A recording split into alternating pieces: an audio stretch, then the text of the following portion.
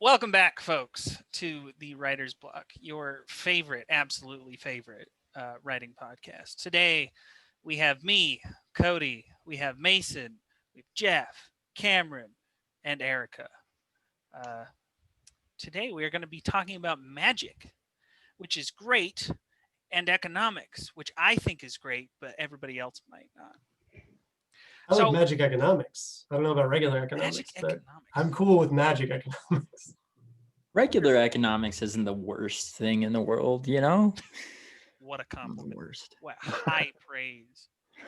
So the Better than a topic fork in the eye. Say that again, Cameron. It's better than a fork in the eye. Marginally. Anyway, the topic as it stands is we could talk for hours about, structure of magic systems and rules of magic systems, stuff like that. But one of the aspects that is interesting to think about for magic is how it affects the world. If we're living in these fantasy worlds where we have these rules of magic and pretty much generally everybody knows about it, it seems that society is going to structure itself in a way around magic in some ways. And so we're here to talk about how that might happen. To start off, I'll give the example that I have. In my books, my magic takes the form of these special swords that people can make out of their own blood. And this is a pretty easy industry to create in the book because, you have to have the people. I started out with the idea of, okay, you have to have the people who make them. You have to have bloodsmiths, as I call them. They're the guys who take the materials together and they forge the blade and they give it to you and you pay them. It's great. And then that branched out and says, okay, well, are these guys just running around and gathering all their materials? You have to get different kinds of blood from different animals for the swords. You have to get different kinds of bone for the hilts. You have to get these little doodads that you put into the hilt and decorate and stuff. Are these guys fetching their own materials? And I went, no. It seems like they're not. If you're going to specialize in making it, you don't have time to go off to the far corners of the world searching for platypus blood or something like that. And from there, it sort of expanded into, okay, you're going to get these people who retrieve it. You're going to get these people who are making the blades. And at a risk of spoilers for the people who are in the currently reading the book, there's eventually going to be people who are trying to invent new kinds of blades, and it's their job to experiment and find new things. So I was just wondering, what do you guys have for ideas about how your magic can sort of insinuate itself into trade and industry in your worlds? I wrote a book with a magic system recently. It's a book that our group has just finished workshopping recently, where everybody's magic has a color. So if your magic is green and this vitamin bottle is green, you can make green things come towards you. And I realized that there's certain occupations where you work with different color materials. And so people would kind of self-filter into occupations where they're the most useful. And so my main character works in a factory where they're working with stuff that's black and orange. So most of their employees are black and orange. And they take on a colorblind employee and nobody really knows what to do with him for a while. And there's a scene where they visit a medical college, and I figured if the human body is colors and you're doing surgery, then it's really useful for that color to be red, because then you can stop blood from flowing out of a guy. And I don't dwell on it that much, but I thought, okay, everybody enrolled in this medical college, most of them should be red. So most of the people I specify at that school, they're using red magic, because I think that there's a really natural process where people go to things they're good at and go to things that come easy to them, and that would in turn shape how your society functions. Erica's example is a fantastic example of the thing that I was just thinking about, which is, in terms of economics, your magic, it's going to matter how common or uncommon your magic is. What is the scarcity aspect of it? If you've got something that only a few people can do, that you have to be born with a particular gift, or it's an error of birth or something like that, or you have to be, bitten by a radioactive spider, whatever the case may be, then that's going to be very valuable and very rare, very sought after, and probably not too much experimented with. And so how that affects your story is going to be dependent on the presence of a magic user and their ingenuity and being able to come up with new use cases, right? But if you've got something like Erica's talking about, where everybody has their thing, The last book that I was working on, there was a type of magic where everybody in the community could sense the plant life around them, and the plant life could inform them of what was going on around them. And so it was not even really treated like magic, but rather like the human ability to sort of sense when somebody's in the room with you, you know? Um, that is just sort of a thing that happens that everybody has. Um, and so that's not necessarily valuable in the same kind of way, but is far more likely to be experimented upon and integrated into everyday tasks and everyday life, and may in the end be more useful and say more about your world than, you know, the exceptional magic user in a more rare case. Yeah, Aragon riding dragons was never going to change the financial structure of his world, right?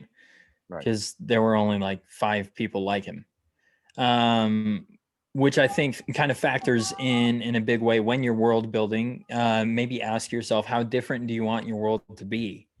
And if you want it to be very different, go ahead and make, as we've established, make your magic widespread. But if you want your world to be kind of more alike with our world or with a particular historical setting or time, it's probably advisable to make, you know, the magic less common. Otherwise, people may question why it hasn't impacted things more fully. I also wonder if, we're talking about scarcity and we're talking about the value, but I also wonder if the structure of the magic itself might determine sort of whether it affects the world or not. In Pat Rothfuss talked about this a lot in Name of the Wind, or one of the two, where he says, look, I've got these 2 sets of magics in my book. I've got sympathy, which is rules. You can learn it in a book. You can go to school for it. And it's everywhere. The artificers, you have the medics, you have everybody who uses sympathy for money. There's banking, financial systems built around it. But then you've also got this sort of more nebulous, Gandalfian magic of name saying, where you determine the name of the wind and you can command it, where that's not structured. There's no real rhyme or reason to that. And so there's no way to get a consistent usage out of it in a way to make it a trade. And so I'm wondering, how many different aspects of, what we normally think of magic with rules and structures, how many different ways could that affect the value of magic in a system?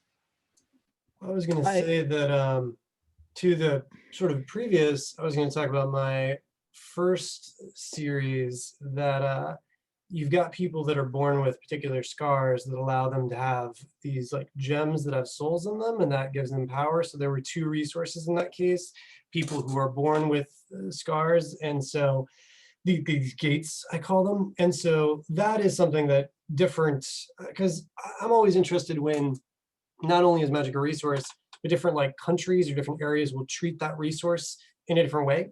So I've got some places that sort of allow anyone to marry anyone. I've got other countries that are like keeping the bloodlines very pure. And so you have people with more gates versus more people with fewer gates, those types of things. And then I've also got the resource system of like the gems and how different countries will want to steal those gems from each other because, if you've got gates, you can use any sort of gem. And so people will fight each other to get said gems. And then also you've got people trying to create new ones because as the bloodlines thin, eventually you don't have as many people with gates at all to use. So I think also taking a look at, you've got a magic system, and then what is happening with that magic system over time, right? Like how are different people using that magic system? Because I think, in Wheel of Time, it's fascinating how different cultures treat those that can use Saidin, for instance, or Saidin, and the way that they're revered or hated, those types of things. But then I was also going to talk about, I've got another series where people summon different types of magic based on a path that they follow, but it eventually just disintegrates. So they can't really make any changes to society. That they can't build some great tower or great thing. That it's all temporal. And so I think to your point, Cody, that's really important to think about, like how much is that magic sticking around? How much is that going to affect the shape of like a society. Again, with Wheel of Time, like going in and seeing things that were Ogier built or built with the one power versus other places where you can't build anything with the magic, so we got like building, travel potentially, so these are really fascinating things to consider. And then like you're talking about, Cody, you have the opportunities to have characters that are in those vocations and then really follow them and see what's happening with those individuals. And it all fleshes out the world in a fascinating way, I think, as a magic junkie. If I can chime in, I think there's also the mundane world economically reacting to magic, right? Not just like, let's say there's teleportation, right? That's obviously going to really speed up things, make things more accessible, so on and so forth, right? But then you take something like Mistborn, where there's this very specific ingredient required for magic. And now you have a whole industry surrounded around getting the ingredients and the materials and so on and so forth to the people that need them to practice the magic, right? So I think that sometimes in our efforts to explore kind of the ramifications of magic systems, we focus on what magic would do to the world to commodify things and what new commodities does it permit. But also when magic itself is a commodity, normal people that have nothing to do with magic will put themselves in the best position they can to benefit therefrom, right? And so I think that's another kind of maybe dimension of this as well that maybe doesn't get as thought about. If your magic requires the heart of a black goat, suddenly black goats are going to be very expensive, and that's okay. There's another sort of layer at which you can approach this too, which is at the personal or the individual level, where what are the economics of using magic on the person, right? We talk about this a lot in psychology, which is my discipline that I come from. We talk about the economics of decision making. What is the cost of magic to the person? That and I mean, you depending on what your magic system is, that can take a bunch of different forms, whether it's actually doing physical harm to the person, or it costs them energy, or a bit of their life, or if there are relationship considerations to be made here in terms of how acceptable is the use of magic.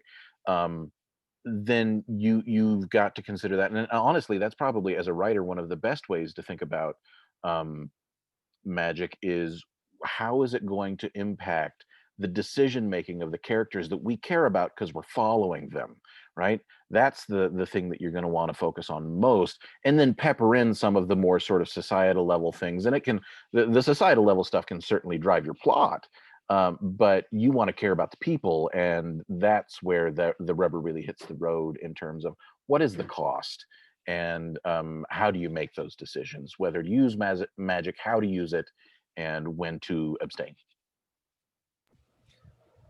I had a world building gimmick. I tried to do in a book several years ago where everybody had griffins.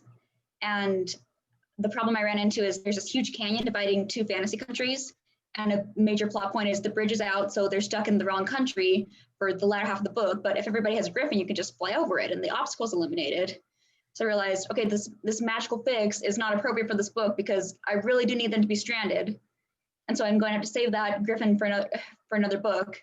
And then even when I got another opportunity to bring griffins out to play again, I knew, okay, do need to have scenes where people are walking or they're taking some other form of transportation. So I do need to talk about how griffins are expensive. So not everybody has access to this magic that'll allow them to get where they need to go.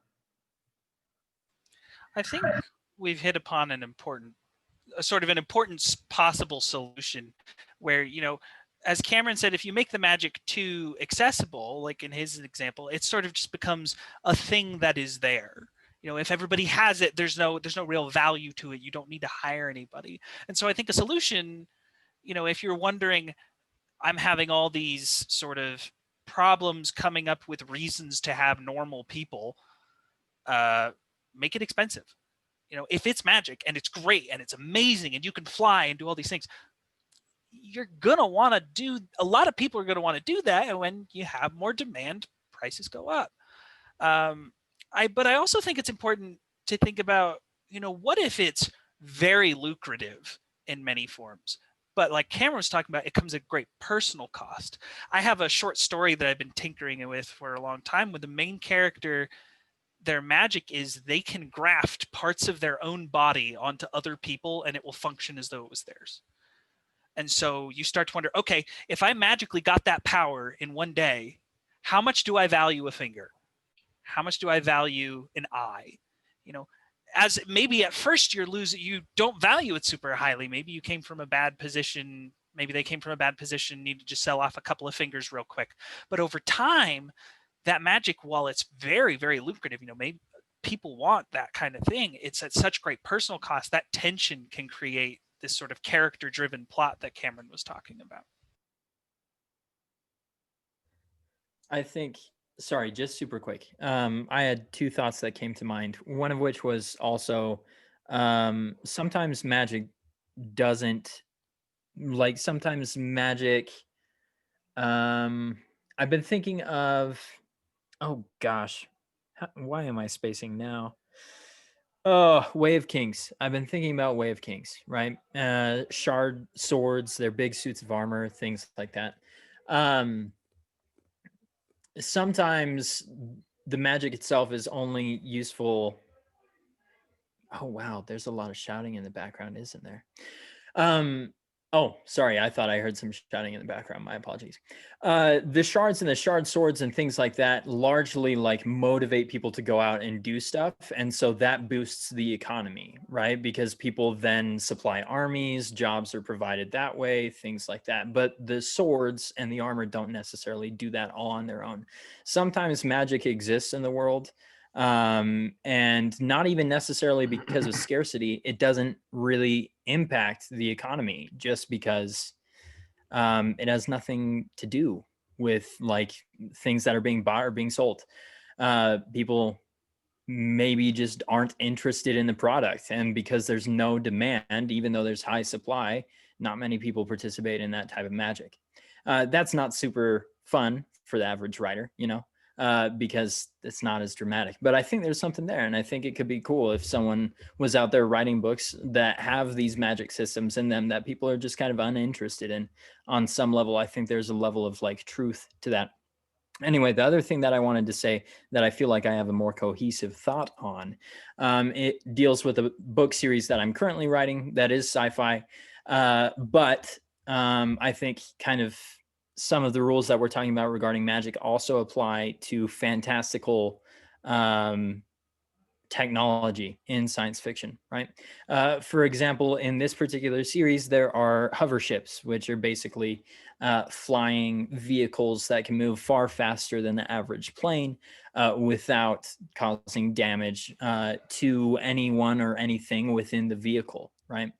So someone can go from Detroit to the west coast of the United States in about like an hour, maybe 2 hours at absolute most, but it's very quick, right? And that obviously impacts the economy, but the main characters aren't dealing with that. What they are dealing with is trying to start an insurrection. So the question also comes, how does that impact things, right? If the bad guys can show up with reinforcements in the next 30 minutes, are you going to do anything? Or are you going to sit back and just wait and wait and wait until you have a perfect plan or a perfect opportunity, and then act and be as fast as possible, right? Yeah, so also maybe keep in mind kind of the perspective of your characters. How does the magic impact the mundane logistical aspects of their goals and their ideals and their aspirations? Anyway, there's that. I was going to say one thing real quick, which is obviously a conversation about what cost does magic have for someone. That's a huge conversation as well. It makes sense within the economic conversation, of course. But there is something fun about there not being a big cost, or someone can just do it unlimited. I mean, we see that with like One Punch Man, the anime, or Superman. Like Superman can fly around as long as he wants. Now, obviously, plenty of people said that it can be tough to write a story for Superman because he's so OP, right? But then you look at something like the anime One Punch Man, And there's other things, there's other problems that this super powerful, person, has. And so there are those things to think about as well, that we often think, oh, the magic is going to solve problems, and it can. It's definitely used for solutions in many cases, but it's not necessarily going to solve everything. So even if you've got a magic system that can seem, broken for this particular person, they're so powerful, you can definitely give them other problems that are happening as well. So something to consider there too. That's a great point. So if we were to sum up, let's see if we can put these in a few words. The economics of magic really centers around what the costs are, what the value is, and who gets those values and costs. Is the cost personal? Is the cost society-wide? Is the value personal? Is the value society-wide? And thinking about who really wants magic and who really benefits from it, who is willing to pay for it, really will help you determine, sort of flesh out your world, make it more vibrant, and make the magic a more integral part. And at least I can speak for some of us magic system junkies. We would love to see that. We would love to read that book. All right, we're about out of time. So we will be seeing you again next time, blockheads. Take care.